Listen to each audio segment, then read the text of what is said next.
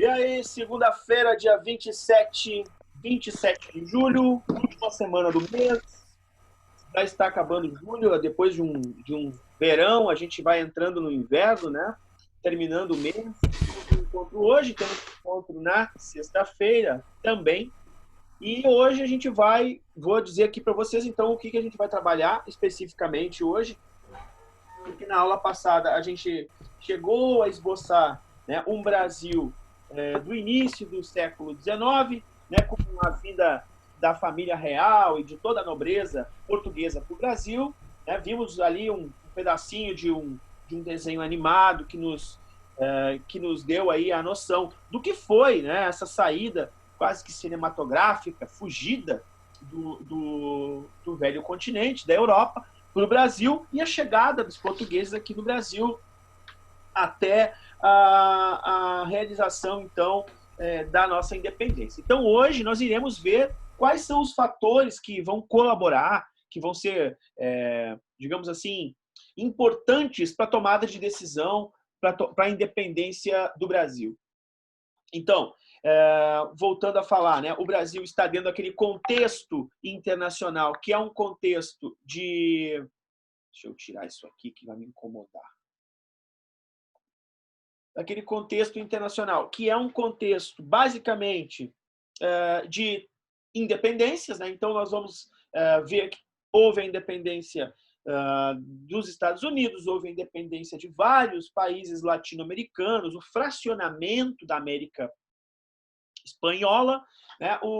A independência do Haiti, né? Que era um território francês, independência de territórios ingleses, e agora a gente vai ver, então, a independência do Brasil. E como é que o Brasil se insere nesse contexto? Bom, aí eu tenho que chamar a atenção de vocês para uma exclusividade do Brasil. O Brasil é o único país de toda a América que vai ter um rei.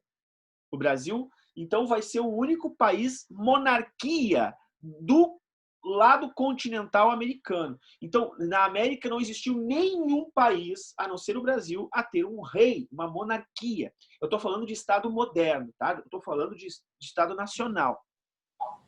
Não vale vir assim, ó. Ah, professor, mas e o Império Inca, o Império Maia, o Império Azteca? Não. Eu estou falando de país, né, que é um país moderno, contemporâneo. Então, é o Brasil, tá? A monarquia vai ser aqui neste país. E como é que chega a monarquia ao poder no Brasil? Quem é que faz a independência do Brasil? Muitos historiadores vão dizer que a nossa independência ela é muito sem graça, porque ela foi feita por alguém que não é nem brasileiro, que era um português. E a gente vai ver que a que ponto nós chegamos, né? Tipo, será que ele tomou a decisão sozinho? Será que ele tomou uma decisão, né?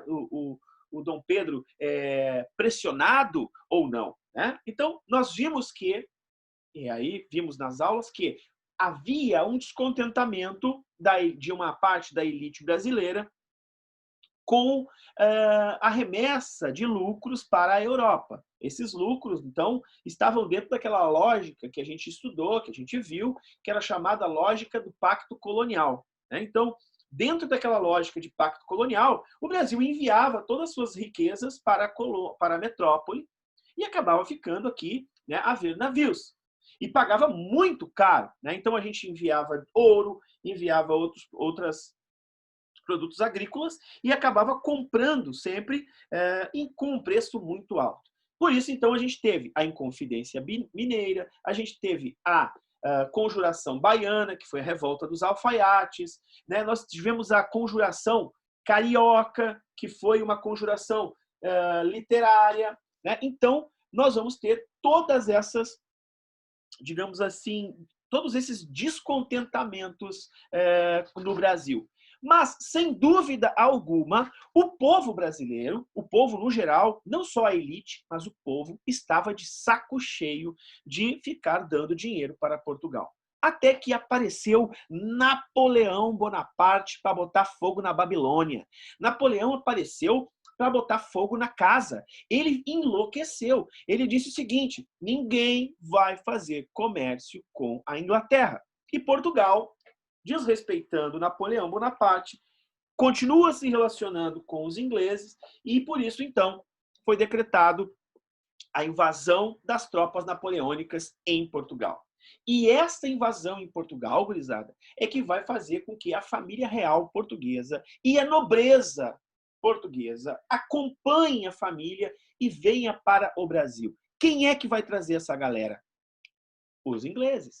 Mas tudo na vida tem um preço. Os ingleses trazem os portugueses para o Brasil, trazem a família real para o Brasil, trazem as riquezas que foram tiradas de lá, como livros, ouro, prata, diamantes, né, pessoas importantes, tudo para cá. Mas tudo tem um preço, certo? E este preço, ele é justamente o quê? Os tratados de comércio de 1810, a gente já começou a ver na aula passada, então eu peço licença para vocês para mostrar aqui, né, quais serão essas iniciativas tomadas pelos portugueses. Vamos lá. Então nós vamos ver aqui que em 1808, abertura dos portos, o fim do Pacto Colonial, ou seja, toda a riqueza do Brasil passa a ficar no Brasil, até porque a coroa portuguesa está no Brasil. E olha que interessante.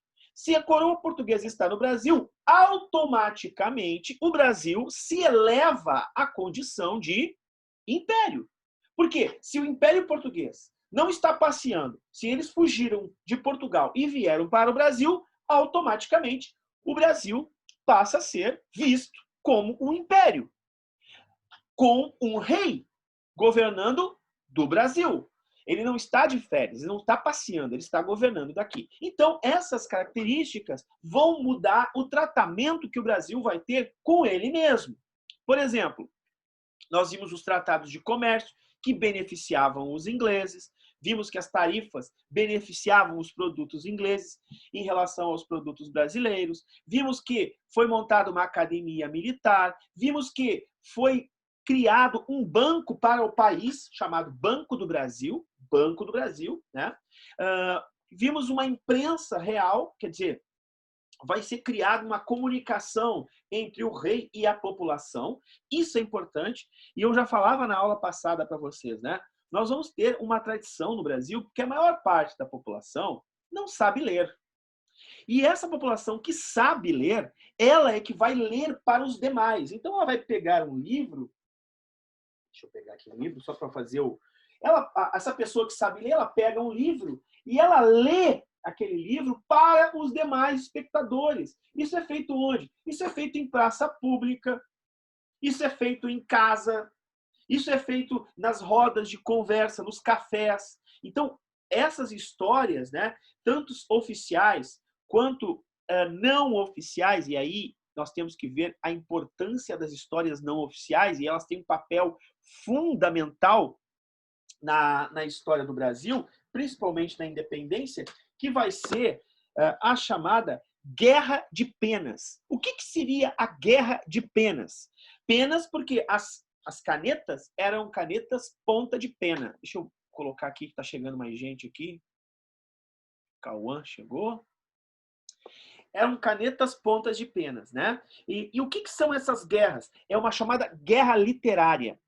Foram feitos vários folhetins, né? Vários panfletos eram escritos. E panfletos não assim, ó, tipo uma folhinha.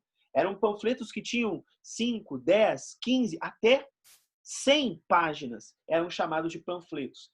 Que era o quê? Que eram histórias falando sobre uma independência do Brasil, falando sobre a necessidade de tornar o Brasil independente. E todos esses panfletos, todos eles, eram ilegais. O governo não conseguia conter. E esses panfletos eram produzidos, né, por pessoas, obviamente, que sabiam escrever, que tinham contato com a literatura francesa, com a literatura europeia, que falavam sobre a independência dos Estados Unidos. Então, começou a correr, né, essa panfletagem, essas histórias começavam a percorrer o imaginário das pessoas do Brasil. Onde? Em Salvador, no Rio de Janeiro, né, no Recife, em Porto Alegre. Quer dizer, nas grandes capitais do Brasil, em São Paulo, corriam essas informações sobre uma necessidade de se fazer o quê? A independência do Brasil. Então, nós vamos ver a formação da Biblioteca Real, da Escola de Medicina na Bahia e no Rio de Janeiro. Falamos sobre isso na aula passada, né? O Teatro São João, o Jardim Botânico, enfim. E quais foram as consequências disso? Bom, algumas coisas vão ser importantes a gente entender aqui, que é a questão do costume, né? O que é o costume? O costume é quando a gente, por exemplo, no verão usa bermuda ou usa saia. Isso é um costume. Agora, da onde vem essa coisa de usar saia? Da onde vem essa coisa de usar boné? Né? Pode estar chovendo, né? Pode estar fazendo sol, pode ser à noite, o cara está de boné. Da onde vem esse costume de usar o boné? Alguém poderia me dizer? O que vocês acham? Da onde vem essa coisa? Ah, a pessoa usa um boné por quê?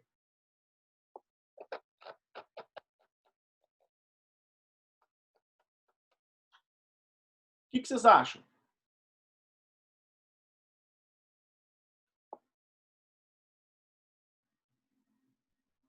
Hein, pessoal? É uma pergunta que eu fiz. Por que alguém usa um boné? Da onde vem essa cultura de usar boné? Normalmente é para proteger do sol, né, senhor? Normalmente é. Só que também tem vezes porque a pessoa gosta de usar boné. Justamente, a pessoa gosta de usar. Eu vou dar um exemplo para vocês, tá? Que é o seguinte: tem boné que custa 150, 200 reais, 300 reais. Eu tô falando alguma bobagem ou tem mesmo? Tem, né? Tem os bonés que são... Aí tem um boné que é com aba reta, tem um boné que é com aba curvada, né? Tem boné também tem boné com rede atrás. Com boné, rede. Sei lá, com... Um tipo com um monte de coisa. Então, olha só. O costume do boné, o boné é algo que vem da cultura americana, tá? O boné é um negócio americano, tá? É dos Estados Unidos. E quem é que usava boné nos Estados Unidos? Aqui no Brasil se usava chapéu.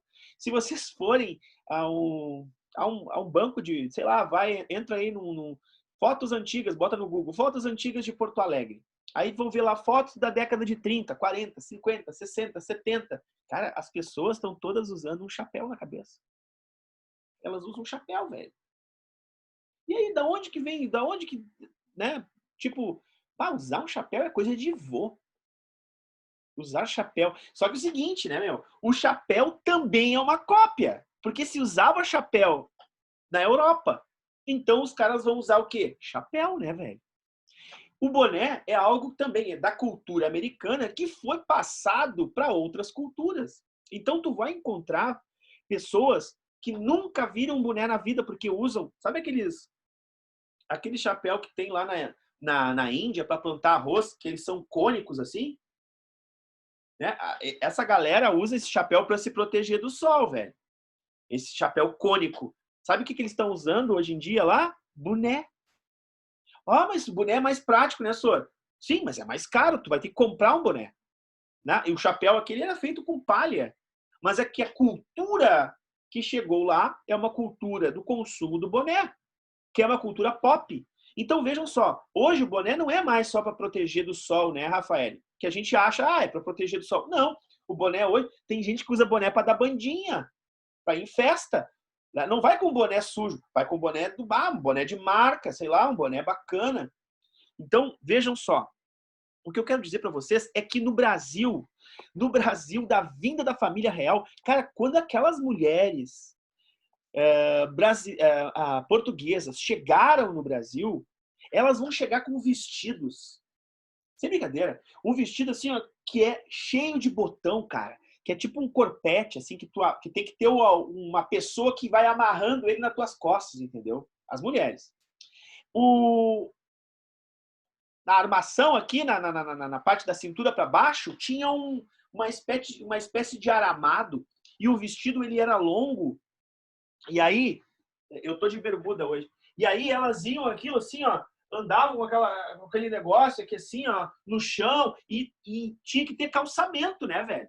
Tinha que ter calçada. Porque imagina que a barra do vestido pegava na lama, porque não tinha calçamento no Rio de Janeiro. Pegava no barro quando chovia, né, e ficava aquela barra molhada, suja. Então, elas exigiram que o Rio de Janeiro fosse feito no Rio de Janeiro, por exemplo, calçamento, colocassem pedra nas ruas, tivessem calçada para não sujar a barra da saia. Outra coisa, as mulheres brasileiras que viam aquelas mulheres portuguesas do jeito que elas se vestem, e aí, gurias, é ou não é o que eu vou falar? Quando vocês veem uma roupa do caramba assim na outra mina, vocês olham para ela e dizem assim, bah, eu queria ter uma igual. Bah, ela tá tri bonita, mas eu não vou dizer para ela que ela tá bonita, não vou dar essa letra para ela, né? Mas eu quero uma coisa igual a dela, eu quero um sapato igual. Eu sei porque a minha mulher é igual. E aí ela quer comprar o sapato, o escarpão, o escambau, e ela compra o sapato que depois ele dói no pé dela, tá ligado? Né? Que ela usa uma vez na vida. Quantas coisas vocês usam uma vez na vida e depois não usam mais? Então, imagine o seguinte, essas mulheres brasileiras, elas vão olhar o sapato, elas vão olhar o vestido. E elas andavam com umas roupas nada a ver, umas roupas da colônia, literalmente, porque aqui era colônia. E elas vão usar o quê? As roupas europeias. Então, criaturas, escutem o que eu estou dizendo. Homens, mulheres, crianças vão começar a adquirir um costume de consumir roupas, consumir livros, consumir móveis, ter casas parecidas com as casas, com os móveis, com as roupas dos europeus que chegam no Rio de Janeiro. Por quê? Porque é chique.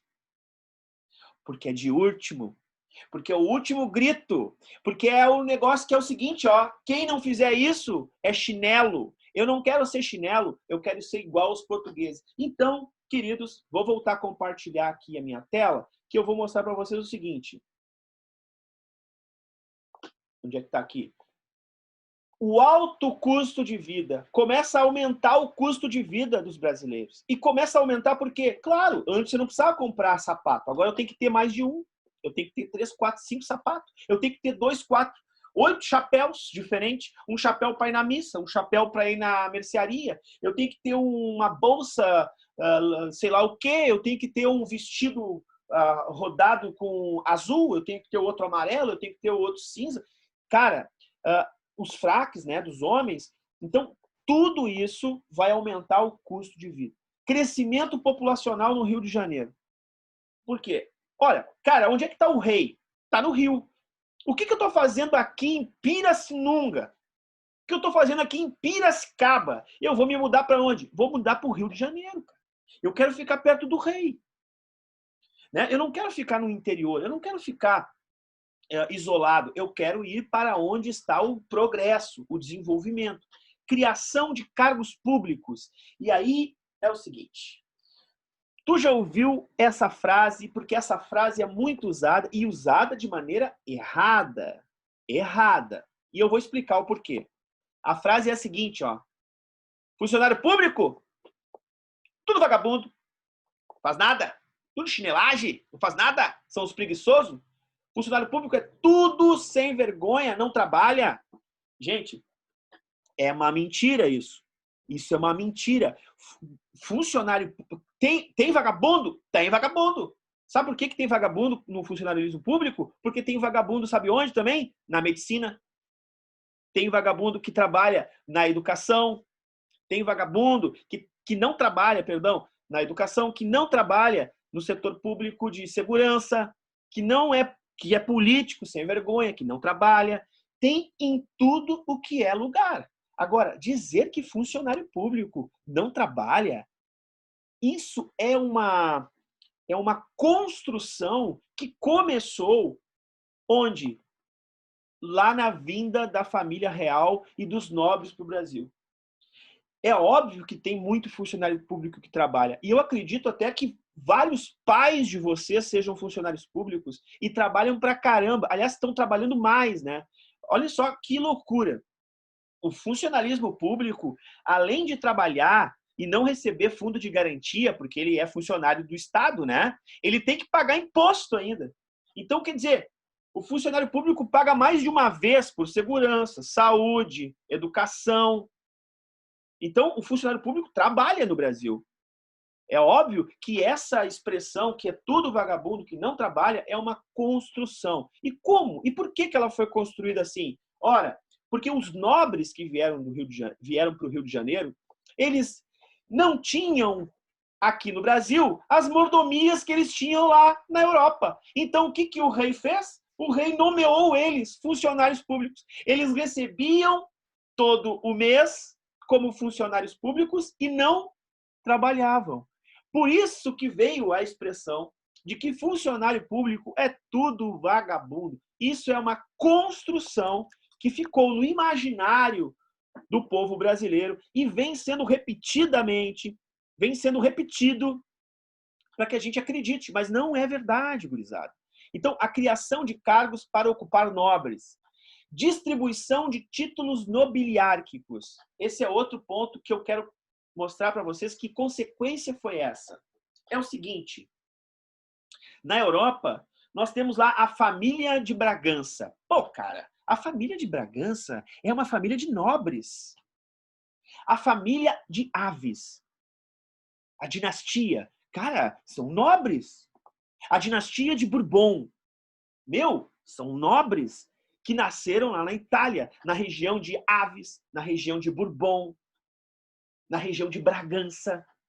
Agora, aqui no Brasil, não tem nobre, velho. Aqui no Brasil, não tem uma família que... Família Silva.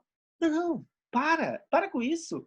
Então, aqui, a vinculação seria assim, ó, como é que eu tenho um título de duque, arquiduque, de conde, de visconde, de marquês?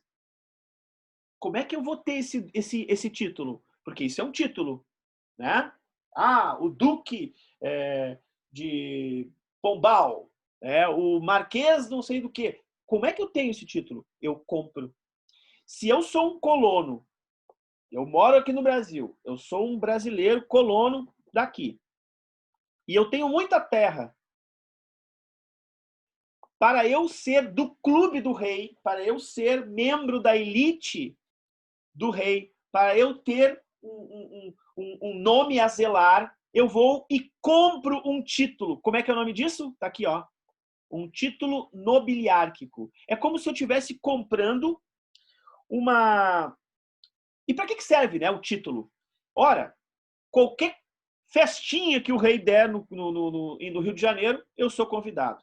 Qualquer evento que o rei fizer, eu sou convidado. Qualquer lei que o rei fizer, eu sou o primeiro a saber e tomo um partido sobre a lei. Então, vejam bem, isso servia para quê? Para que as pessoas pudessem se incluir na elite, no suprassumo da sociedade. Então, quem é que comprava esses títulos? Quem era muito rico. Então, nós vamos ter a baronesa do Gravataí, nós vamos ter o barão do Rio Branco, né? Nós vamos ter, enfim, pessoas que desenvolvem alguma atividade econômica, do açúcar, do café, do charque, que vai ser o barão, que vai ser um duque, um arquiduque, que vai comprar o título. E como é que eu compro? Eu pago caro. Eu pago muito caro. E sabe para que serve esse dinheiro? Justamente para o rei pagar os funcionários públicos. Justamente para o rei pagar a cara vida que se tinha para viver no Brasil. Então, tudo que foi arrecadado de dinheiro serviu para engrossar os cofres do rei de Portugal, que estava no Brasil. Apoio de proprietários rurais e locais, então, com esses títulos nobiliárquicos.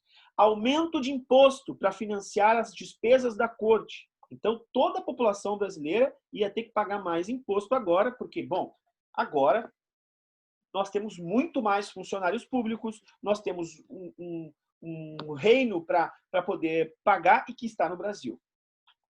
Em 1815, então, o Brasil se eleva à categoria de Reino Unido a Portugal e Algarve. Então, vejam só, o Brasil deixa de ser uma colônia e passa a ser Reino Unido de Portugal e Algarve. Isso é importante para o Brasil? Muito, muito importante para o Brasil. Isso vai deixar o Brasil, vai legitimar o Brasil, vai colocar o Brasil como um país do mundo. Agora o Brasil não é mais uma colônia que se explora. Agora o Brasil é um reino, é algo legitimado, que está sendo reconhecido, inclusive, no Congresso de Viena. Isso é importante. Em 1816, então, um ano depois, nós temos uma missão artística francesa que vem para o Brasil e começa a fazer uma série de transformações de pinturas, está aqui do lado, ó, mostrando o cotidiano da vida do Brasil. Então, o Brasil começa a se inserir nesse contexto de reino. O Brasil se relaciona externamente, em 1807, com a Guiana Francesa, que ele devolve a Guiana Francesa para os franceses, ele anexa o Uruguai ao Brasil, né, que depois vai se tornar independente em 1828. Nós temos uma revolução em 1820. Que revolução é essa? Olha aqui, ó. Revolução Liberal do Porto. Pega a caneta e escreve do lado. Revolução do Porto é na cidade do Porto. Onde fica a cidade do Porto? Portugal. A Revolução Liberal do Porto é lá em Portugal. O que está acontecendo em Portugal em 1820? Vamos ver. Olha aqui, ó. Olhem para a tela. Olhem para a tela. Quando é que o rei veio para o Brasil? 1808. 1808 até 1820 tem quantos anos? 18 anos. Em 18 anos, o que aconteceu? Em 18 anos, Portugal foi reconquistado pelos portugueses. Então, Portugal foi invadido em 1807, 1808, 9, 10. Somente em 1820, Portugal vai ser reconquistado pelos portugueses. O que acontece? Quem é que está governando Portugal? Quem está governando Portugal em 1820 são os ingleses. Lembra que eu falei para vocês que os ingleses iriam proteger Portugal dos franceses? E olha só o que os ingleses vão fazer. Os ingleses são fogo, né, cara? Os caras vão expulsar os franceses de Portugal e vão começar a explorar os portugueses. Porque o rei não tá lá, né? O rei tá aqui, né? É que nem tu. Imagina tu, sozinha ou sozinho, né? Dentro de um lugar cheio de, sei lá, cheio de chocolate. E é tudo de graça. Então tu vai comer chocolate. Vai comer chocolate. É tudo meu, é tudo meu. Até que, pô, só um pouquinho. Os portugueses começam assim, olha aqui, ó. Esses ingleses aqui estão tirando o nosso dinheiro, eles estão nos explorando. Cadê a família real? Portugal está sem rei. E aí os portugueses, então, do Porto, fazem uma revolução. Eles botam o pé na porta e dizem o seguinte, se o rei de Portugal não voltar para Portugal, nós vamos transformar Portugal numa república e não queremos saber mais do rei e Portugal vai ser independente da família de Bragança. E aí, gurizada, aí foi bafo na nuca. O que aconteceu?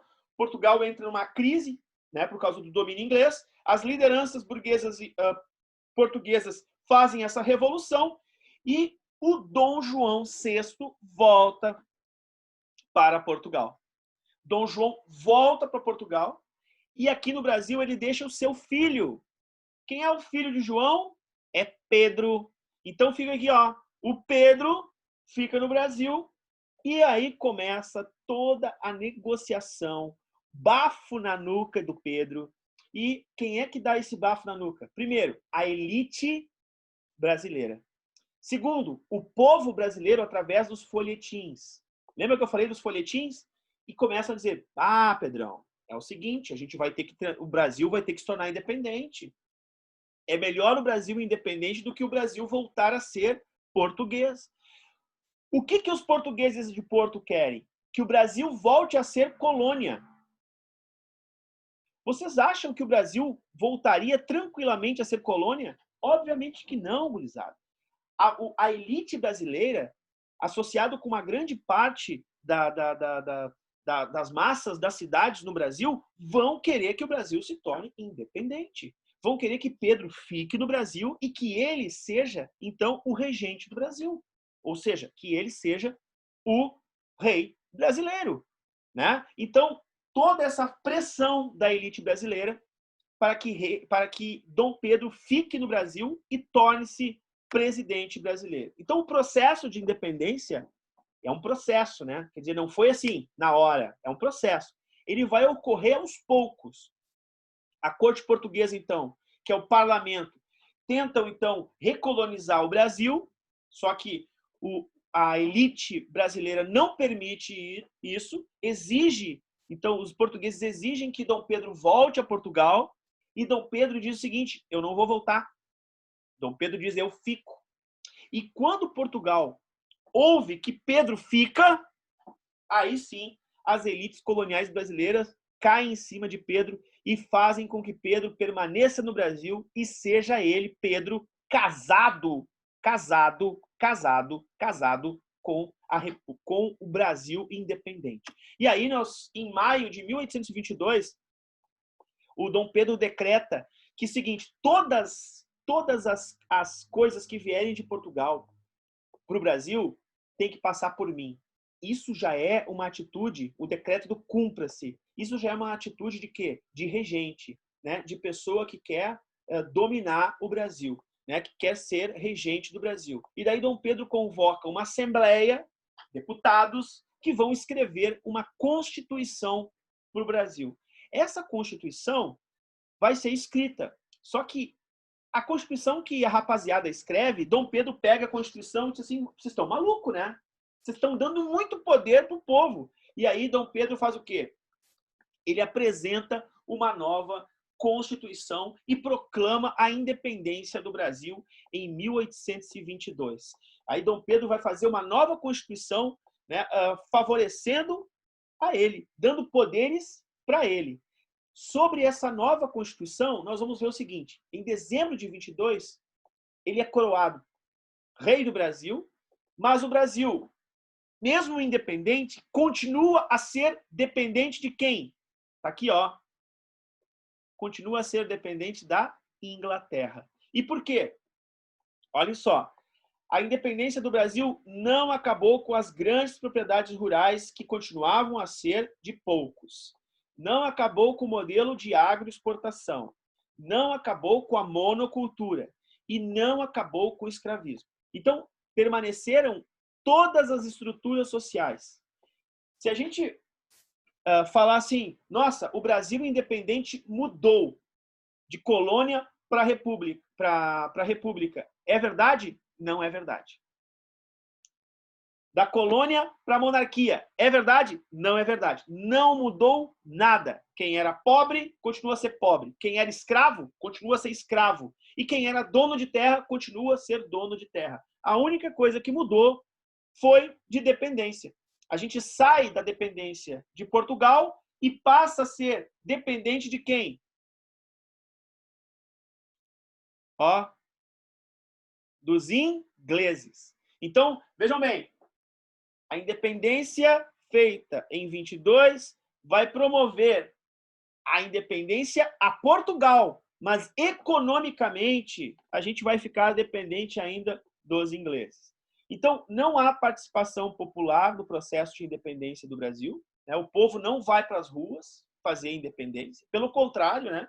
A independência é feita pelo Dom Pedro I, e aí tem uma história que ele vai, né? Que ele tem uma diarreia forte, que ele está cavalgando, né? Lá perto do rio Ipiranga, do riacho do Ipiranga. E aí, ali ele recebe uma carta dizendo: ó, tu vai ter que tomar presidência, tu vai ter que tornar independente o Brasil. E aí ele levanta aquela espada. Tem uma imagem, que essa imagem aqui, ó, gente, que ela é muito emblemática, né? Por quê? Porque essa imagem tá Dom Pedro aqui no meio, né? E aqui do lado dele tem só cavaleiros, ó.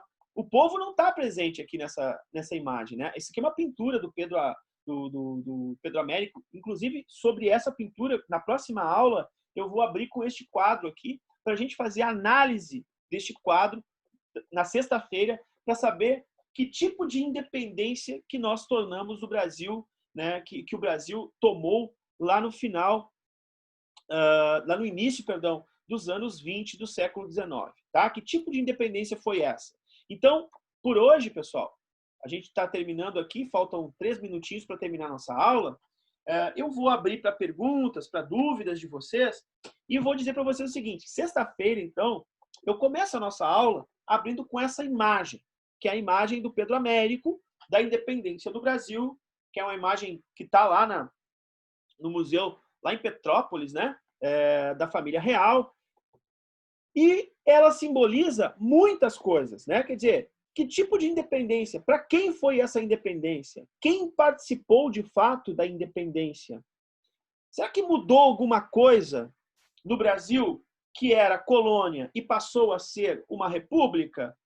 Uma república não, uma monarquia? Será que mudou alguma coisa? Então, é sobre essas questões que a gente vai discutir, sobre essas dúvidas que a gente vai tentar tirar na próxima aula. Como é que tu pode adiantar o passo? Tu pode pegar o capítulo número 17 e fazer a leitura sobre a independência do Brasil e ver quais foram as consequências. Nós já vimos hoje, mas tu pode aprofundar essa leitura com o capítulo 17 e na sexta-feira a gente tira as dúvidas aqui no nosso encontro semanal. Tá legal, gurizada? Alguma dúvida? Tudo bem, então? Eu desejo a vocês uma boa semana, tá? Uma boa semana de trabalho para todos e a gente se vê na sexta-feira. Falou? Tchau, tchau. Bom dia. Boa semana. Tchau. Show, senhor. Tchau. Tchau.